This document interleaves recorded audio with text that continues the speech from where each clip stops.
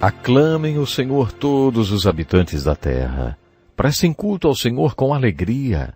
Entrem na sua presença com cânticos alegres. Reconheçam que o Senhor é o nosso Deus. Ele nos fez e somos dele, somos o seu povo e rebanho do seu pastoreio.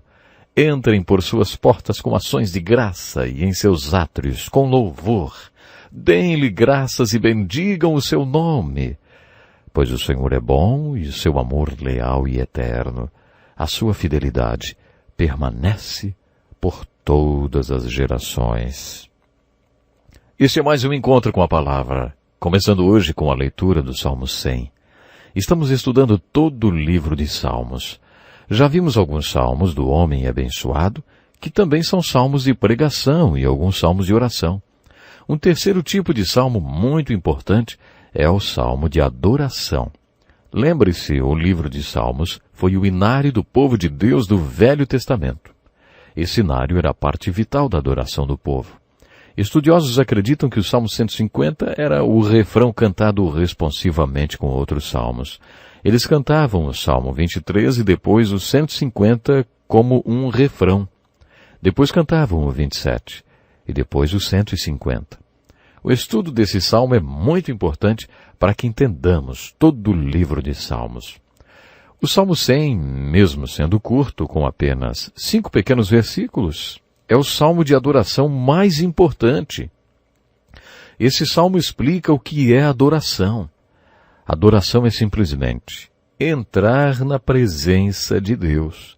A presença de Deus existe e a adoração é entrar na presença de Deus. Entrar na presença de Deus não precisa ser durante um culto.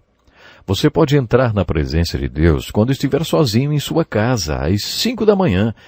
Essa adoração solitária pode ser a maneira mais preciosa de entrar na presença de Deus.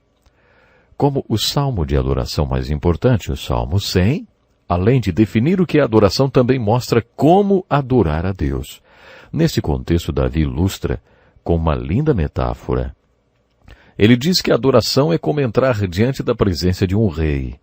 Nos dias de Davi, se você tivesse uma entrevista com um rei, iria até onde o rei morava, passaria pelos grandes portões que levam ao palácio, pelos incontáveis corredores, passaria pelo meio das fileiras de soldados, passaria por uma porta imensa.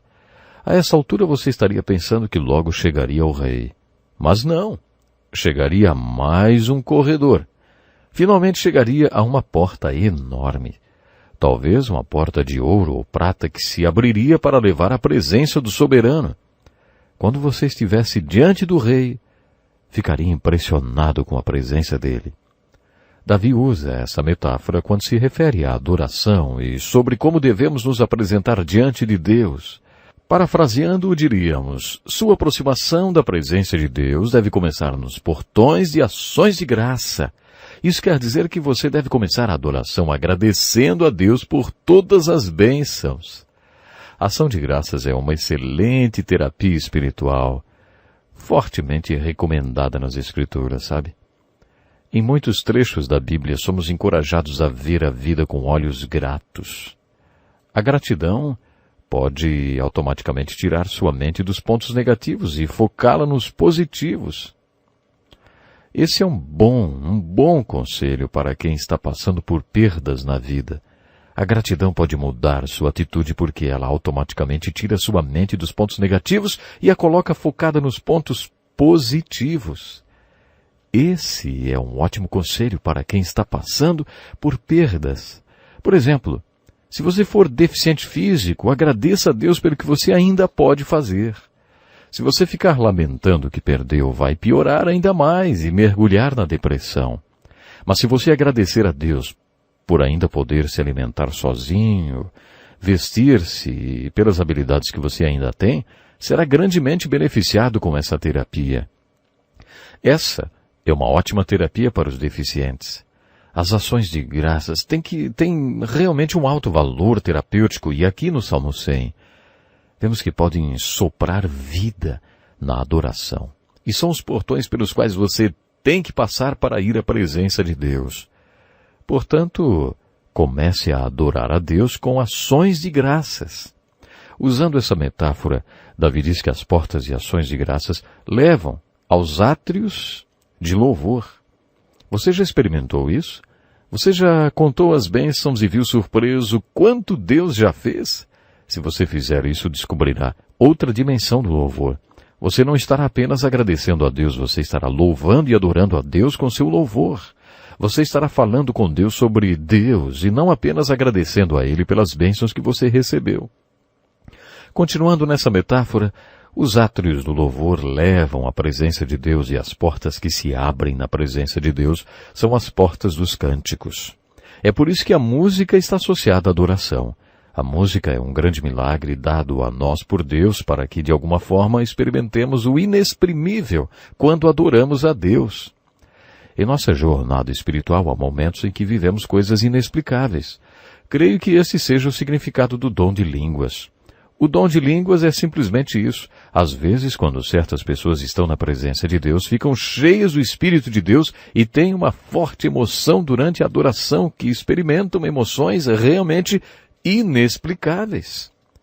Em alguns casos, Deus dá a seu povo o dom de línguas para que expressem aquilo que seria inexprimível. Falar em línguas é uma das maneiras para expressar o inexprimível na adoração. Eu não creio que Deus deu o dom de línguas para todo mundo, e a gente realmente percebe isso, não é mesmo? Uma vez conversava com um amigo da igreja carismática sobre os dons. Ele me disse: "Você já esgotou todas as suas palavras para adorar a Deus?" Esse é um bom argumento. Talvez você já tenha usado todas as suas palavras e então Deus dá o dom de línguas. Não creio que Deus dê o dom de línguas a todo mundo e também não creio que o dom de línguas funcione como uma credencial. Mas creio que o dom de línguas seja um milagre de Deus para os dias de hoje. Sim, senhores. Deus dá esse dom para que as pessoas expressem aquilo que é inexprimível. Entretanto, Deus deu a todos a música. A música é um veículo através do qual podemos nos expressar em adoração. Davi está nos dizendo que a música é um milagre que leva para o centro da presença de Deus. O estudo da música na Bíblia é fascinante. Quando estudamos o livro de Crônicas, aprendemos que Davi tinha uma orquestra e um coral de 4.000 levitas que se dedicavam exclusivamente a cantar e tocar os instrumentos musicais que Davi tinha mandado fazer para o povo de Deus. O propósito de todos esses músicos levitas profissionais era louvar a Deus, louvar ao Senhor. Hoje, uma orquestra tem, em média, 100 membros. Imagine uma orquestra formada por 4.000 músicos profissionais. Como devia ser linda, hein? No livro do Apocalipse, lemos que Deus terá um coro maior que este ao redor do seu trono no céu e que nós cantaremos uma nova canção. Experimentaremos uma música no céu que nunca foi executada na terra porque Deus nos dará uma nova canção. Imagine o desejo e a necessidade que teremos de expressar o inexprimível ao redor do trono de Deus no céu. Para esse dia, Deus dará um novo tipo de música nunca ouvida antes. Como amo a música, fico ansioso em pensar nessa nova canção que vamos cantar todos juntos. Nesse salmo em que Davi fala sobre adoração, ele também nos diz o que pode acontecer quando adoramos. Segundo ele, quando entramos na presença de Deus, experimentamos algumas coisas que só conhecemos na presença de Deus. Por exemplo, Davi diz que na presença de Deus, nós saberemos que Ele é Deus. Aquele que já experimentou a presença de Deus sabe disso. O Senhor é nosso Deus. Também saberão que somos apenas simples ovelhas em seu rebanho. Ele é o pastor e nós somos as ovelhas. De acordo com Davi, depois de estarmos na presença de Deus, sabemos que o Senhor é bom. E em outro trecho da Bíblia lemos que a vontade do Senhor é boa, agradável e perfeita. Somos desafiados por Paulo a descobrir qual é essa vontade boa, agradável e perfeita. A vontade de Deus para nós é sempre boa porque Ele é bom. Se ainda não entramos na presença de Deus, podemos não acreditar nisso. Mas se encontrarmos o caminho para a vontade de Deus, com certeza vamos descobrir uma coisa. Deus é bom. Eu sei que Deus é bom. De acordo com esse salmo, saímos dessa experiência de adoração sabendo que Deus quer que todos os povos de todas as partes do mundo saibam que Deus é bom. Todos os habitantes da terra. É assim que termina o primeiro versículo desse salmo. Deus quer que todos os habitantes do mundo saibam o que é adoração e como fazer sons de alegria e de adoração na presença de Deus. Ele quer que cada um experimente isso. As últimas palavras do último versículo são: todas as gerações. Isso significa cada geração em todos os lugares da terra. Deus quer que todos em todo lugar, todos saibam que todos devem adorá-lo na sua presença. Os grandes missionários da história da nossa igreja e os grandes obreiros de Deus foram todos adoradores de Deus antes de se tornarem obreiros de Deus. Outro salmo de adoração muito importante é o 107. Esse salmo, como a maioria dos salmos de adoração, exorta a adoração.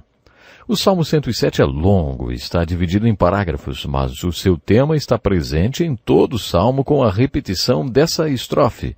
Deem graças ao Senhor porque Ele é bom. O seu amor dura para sempre. Assim o digam os que o Senhor resgatou, os que livrou das mãos do adversário. Que eles deem graças ao Senhor por seu amor leal e por suas maravilhas em favor dos homens. Quando Jesus curou os 10 leprosos, apenas um voltou para agradecer, um samaritano.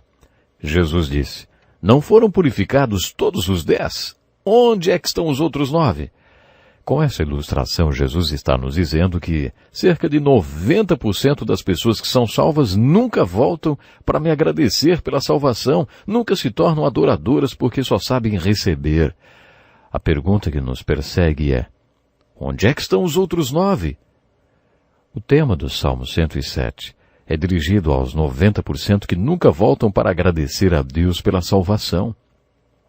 A exortação que se repete neste salmo é: deem graças ao Senhor, todos os homens, especialmente os redimidos do Senhor, deem graças ao Senhor.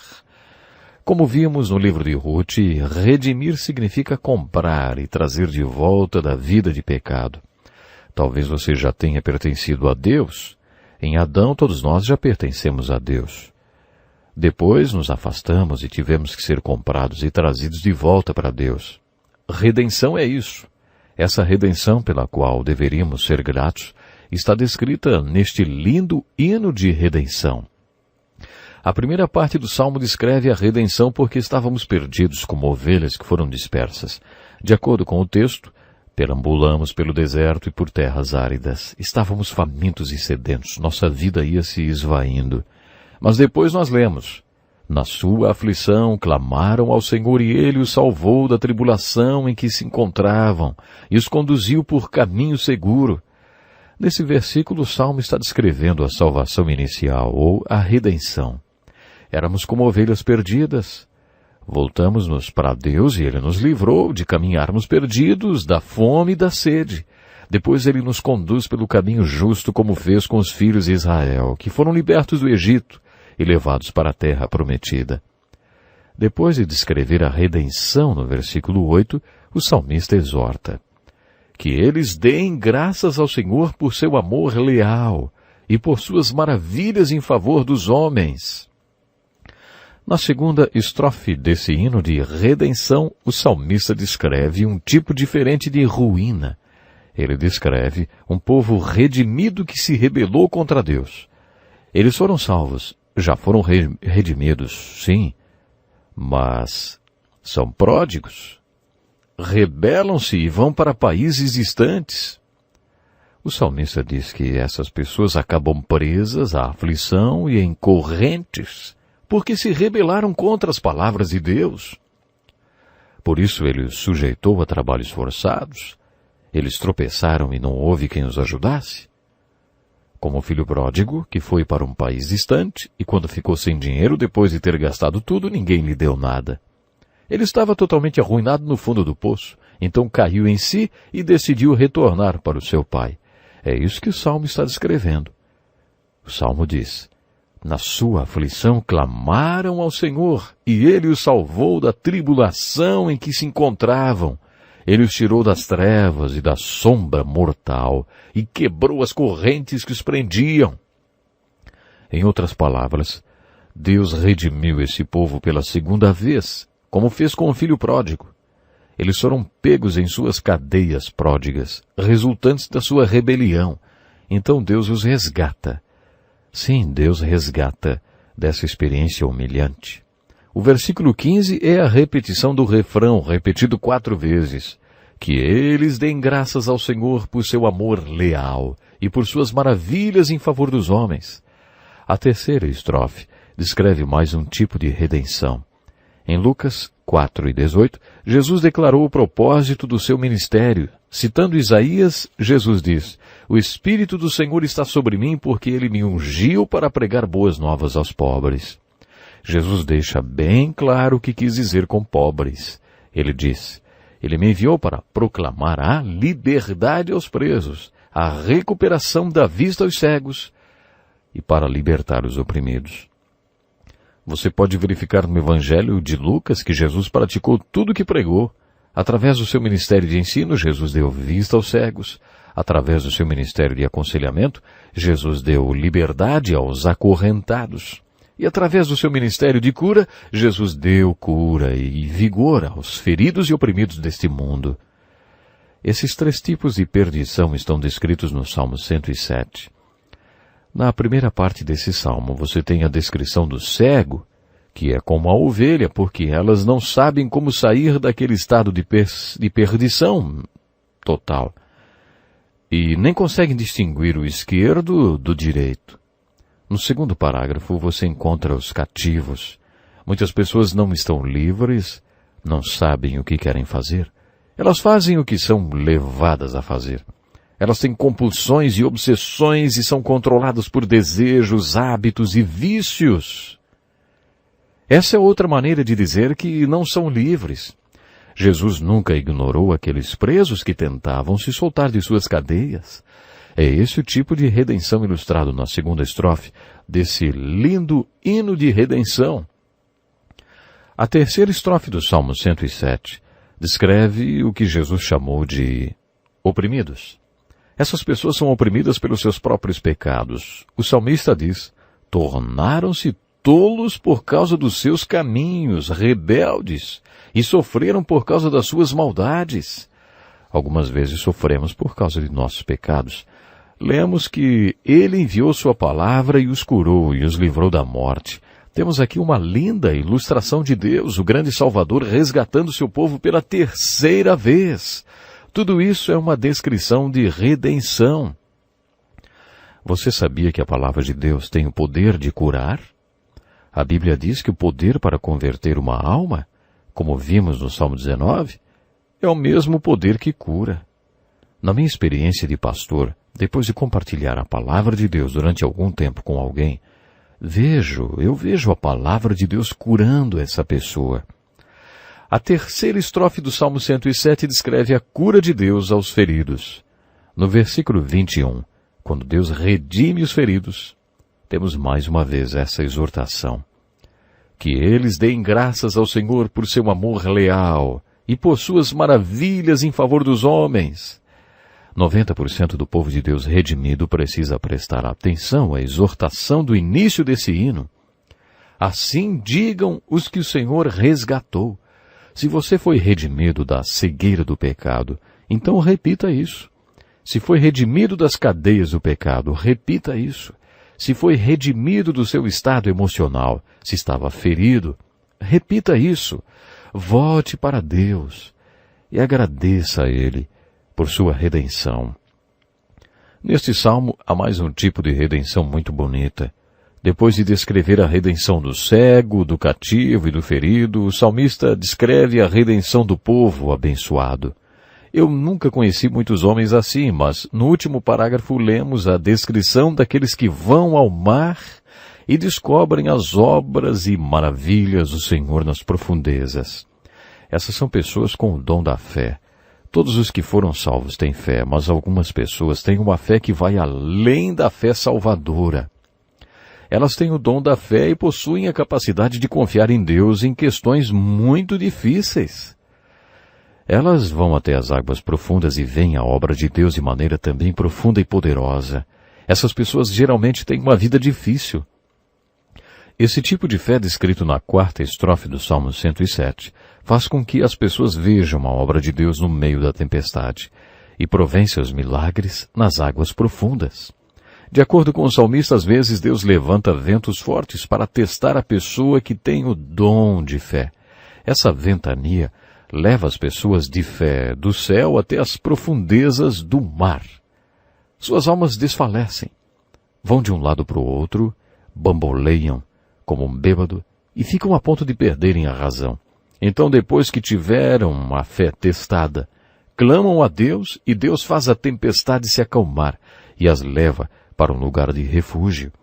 Podemos ilustrar dessa forma a vida do homem abençoado com o dom da fé. Por causa desse dom, ele anda sobre as águas e quando começa a afundar, clama a Deus que o resgata e lhe dá o objeto de sua fé. Há ainda uma 5ª estrofe que resume e finaliza a mensagem desse salmo. Ela descreve a maneira como Deus trabalha na vida do seu povo redimido.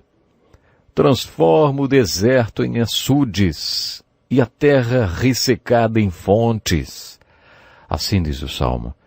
Há momentos em que Deus abençoará seu povo e há momentos em que ele permitirá que seu povo seja reduzido e humilhado, oprimido, afligido e machucado. Às vezes a vida do redimido será como um lindo rio que se transforma em um caminho seco ou em um deserto. Outras vezes sua vida é como um deserto que se transforma em fontes de águas. Deus faz isso continuamente porque Ele testa o seu povo. Ele está provando o seu povo. Ele está levando seu povo ou a um relacionamento mais profundo com Ele ou a uma vida realmente com mais profundeza de relação com Deus. Sabe, no final desse lindo hino de redenção, o salmista diz: os justos veem tudo isso e se alegram. Será que uma seca ou depressão são sempre uma catástrofe ou uma calamidade? Quando estudarmos os profetas, veremos que a fome e a seca não são uma calamidade sempre. Parece que a ferramenta preferida de Deus para fazer com que seu povo se ajoelhe para um reavivamento e crescimento espiritual é a provação, a seca. Na última linha do Salmo a gente lê: reflitam nisso, sábios, e considerem a bondade do Senhor. Se você for sábio, verá que às vezes Deus permite a fome, a recessão ou a depressão para depois abençoar novamente, porque todo esse processo expressa o cuidado amoroso do nosso Deus. Pense nisso e até o próximo programa. Este é um estudo escrito pelo Dr. Dick Woodward, na voz do pastor Edson Bruno. Até o nosso próximo encontro com a palavra.